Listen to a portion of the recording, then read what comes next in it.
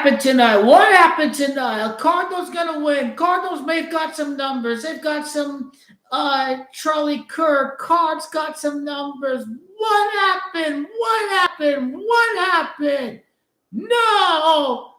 Oh, well, the Cardinals are coming back. Look at this. Oh, they might just win it. Oh, they might just win it. Oh, they might just win it. Oh, man. All the world's a stage, and the men and women are merely players. People said it was all about the point spread, but I mean, it was only 2.5, 1.5, so it didn't make any difference. Sure would have made a difference if they went for two, and let's say they missed it, 2019, then yeah, that's where the point spread goes wrong because Seattle would only win by 1 point if the Cards did decide to go for two. And the game was rigged at the end with the kickoff. Did you see that? I don't know about that squib kick rule. It's like, I guess it has to land inside the 20. Anyway, the new kickoff rules are garbage. The ball is at the 35-yard line. You only need 10 yards to kick a field goal. That's another stupid rule, too. The other kickoff rule. Oh, if you're going for the onside kick, you have to tell the other team that you're going for an onside kick. Oh, you can't try a fake onside kick. These kickoff rules are stupid. And now, what am I complaining about? I won my Seahawks bet tonight. Yeah, most money was on Seattle, obviously, but they made their money with the prop bets. Kenneth Walker III didn't score. The guy with the Nigerian name, the Seahawks rising wide receiver, he didn't score a touchdown. And Cooper Kupp didn't score a touchdown. So, yeah, even though the Seahawks won, like, they made their bets on the touchdown props, the touchdown score props. Like the Trey McBride was a very popular pick to score a touchdown, too, and he did. Oh, good to see Marvin Harrison score a touchdown. He had a terrible game. And but, I mean, it was all catch up. Like Seattle was already ahead. They were pretty terrible for the vast majority of the game. They scripted it at the end. Have a scripted field goal by number 14 to send Kyler Murray to 1-4 record on Thursday Night Football. The elite are really into these satanic, torturous rituals. They're really into these satanic, torturous losing streaks. Like especially against division rivals. Like there's just something occultic about some of these long division losing streaks. Some kind of satanic ritualism going on with some of these losing streaks. Like it's weird. Remember when the Seahawks beat the 49ers like 8 straight times, Jim Harbaugh and then the terrible years of the Niners. We beat that team 8 straight times from what year was it? 2014 to 2018 or something. We beat the Rams 8 straight times, I think, before we won the Super Bowl 2005 or 6 to 2009. So there's just something with these long divisional losing streaks. FSU should be able to win. I like that quarterback that they have. Virginia is a good team. Who knows if they cover, but FSU going to win that game tomorrow. FSU have to win. FSU are in Miami. That game is going to be a big game for the ACC. FSU, they're going to get the win. They're going to keep up with the Kings. I don't know if the Miami started their ACC play yet. They played a non-conference game against Florida. But I do have the college football video tomorrow because I'm getting tired and I got to go out and exercise and go for a run. And I got the soccer predictions for this weekend too.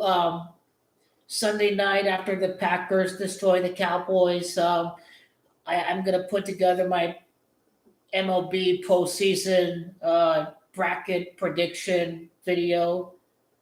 I want to do that one first before the week 5 picks. This season's going by quick. It's week 5. So yeah, before I get into game picks, I got to do one on the bracket for the Major League Baseball. So that is coming up. So that's just the agenda of which videos I want to do next, well, and talk a little bit about some games on Sunday. Washington is just not an automatic win. I think this Washington Atlanta game is going to be a game that has implications, I think, for the wild card uh, spot in the NFC. Like both Washington and Atlanta, I don't think are going to win their division. So that game is going to have wild card implications. Same thing with Arizona, Atlanta in December. Like the Cardinals are going to be in the hunt for the last wild card spot. It's pretty much your 4 division winners, second place of the NFC North between the Packers and the Lions, and Chicago Bears are going to be in the race, and we'll see how Washington handles uh, this season. If any team is not going to be as elite as last year, could just be struggling for a playoff spot. It could be Washington. And any given Sunday, you lose 30-0, you win next week. I don't know. I think that game is a trap game, even though I think Washington is going to beat the LA Chargers. The Bears should beat the Raiders. They need the Bears to be good in the playoff hunt. The Bucks are going to win at home. Baker Mayfield. That Florida humidity. It's pretty warm over there in Florida. Um, and yeah, maybe without Mike Evans though, but Baker's a guy that can win without his top weapons. He had to do so last year. He's going to get Chris Godwin back, but I think the Bucks have done great. I think Baker's been amazing without some key contributors. So I got the Bucks to win. There should be no issue with the Chargers covering the 6.5. And I'm taking the Ravens to beat the Chiefs. I just believe that the Ravens, especially if the Steelers beat the Vikings in the morning at Ireland, Ravens are going to win, and that'll be a competitive AFC North. And the Chiefs are going to have to pull off some upsets to stay in the playoff field. And that's what I ultimately believe is going to happen.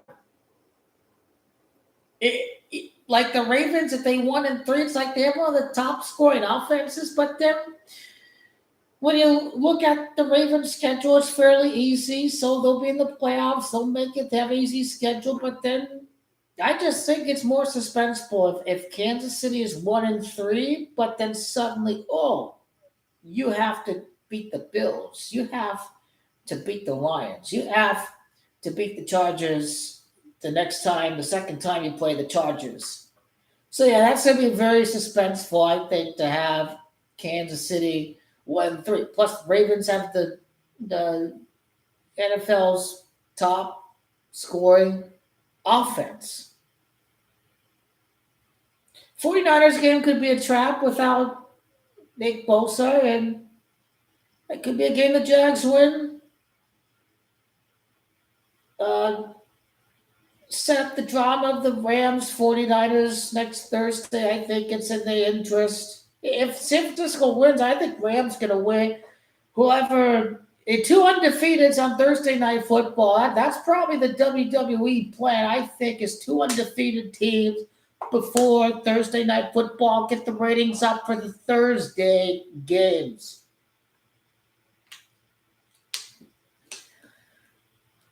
New coach gets his first win on Monday Night Football, so Jets win. Obviously, Broncos are going to win. Obviously, um, I can't think of all the other games. I think I touched up on the major games, and that's what I'm going with. And okay, Chicago Bears and the Raiders, like they need the Bears to be in the playoff field before they play Green Bay. So Chicago's going to win that one too.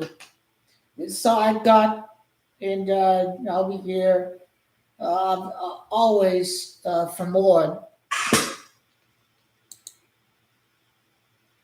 I get the uploads for the soccer and the college football tomorrow. LSU, Ole Miss, and Georgia, Alabama.